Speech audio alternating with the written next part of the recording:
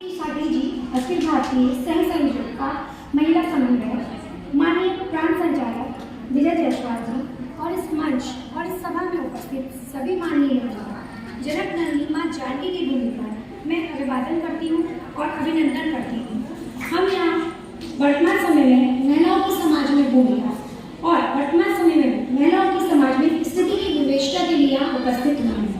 जैसा कि हम सभी जानते हैं कि विधाता ने स्त्री पुरुष दोनों को बनाया है, पर हम स्त्रियों को विधाता ने एक महान शक्ति प्रदान की है, जो है इस संसार की सृजन की शक्ति, जो इस संसार को बनाने की शक्ति। हम इसलिए हमारी संस्कृति में स्त्री को शक्ति स्वरूप, पुण्य और आदरणीय माना गया है। वर्तमान में नहीं, आदिकाल से ही महिलाओं ने पुरुषों के साथ कंधे से कंधा मिलाकर समाज की सेवा और देश के विकास के लिए कार्य किया है। समाज और देश के लिए उदाहरण पेश किए हैं, फिर वो चाहे माता सती हो, माता पार्वती हो, माता सीता हो, रानी लक्ष्मीबाई हो, रजिया सुल्ताना, रानी पद्मावती, कस्तूरबा गांधी, सरोजिनी नायडू, कादम्बरी गांगुली, सावित्रीबाई फुले, देवी दुर्गाबाई देशमुख, मदर टेरेसा, कल्पना चावला और न जाने कितनी ही ऐसी औरतें जिन्होंने सभ्यता के विकास से लेकर आज़ादी के आंदोलन पर और फाइटर जेट उड़ाने से लेकर अंतरिक्ष उड़ाने तक अपनी क्षमता और सिद्धता को प्रमाणित किया है और देश और समाज का नाम बहुत बार रोशन किया है।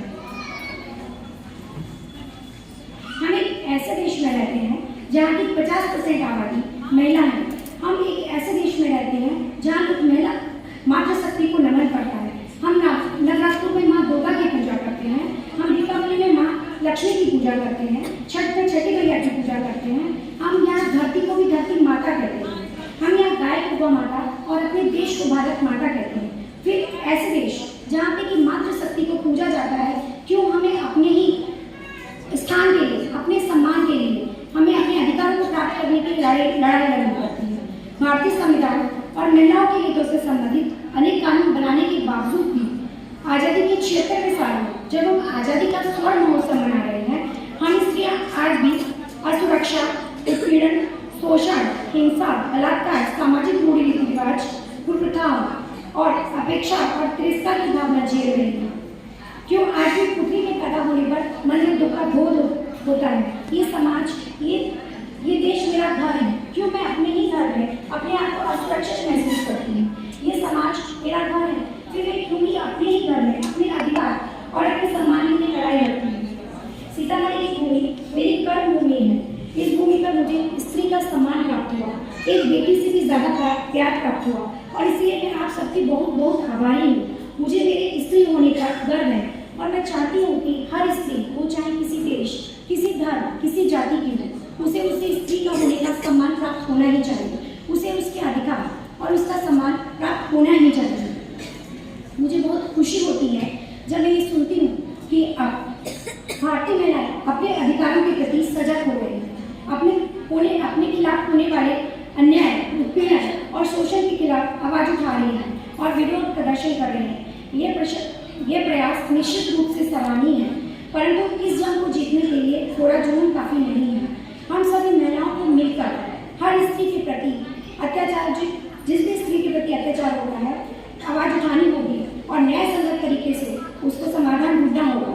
हमारी मान्यता है कि स्त्री पुरुष प्रतिद्वंदी नहीं है, हम तो एक गाड़ी के 2 पहिए हैं। जिस प्रकार एक गाड़ी एक पहिए से नहीं चल सकती, उस प्रकार ये समाज, ये देश सिर्फ स्त्रियां या सिर्फ पुरुष से नहीं चल सकता। इस महिलाएं केवल शोभा और उपभोग की वस्तु नहीं है, वह तो सम्मान की मान्य इकाई है।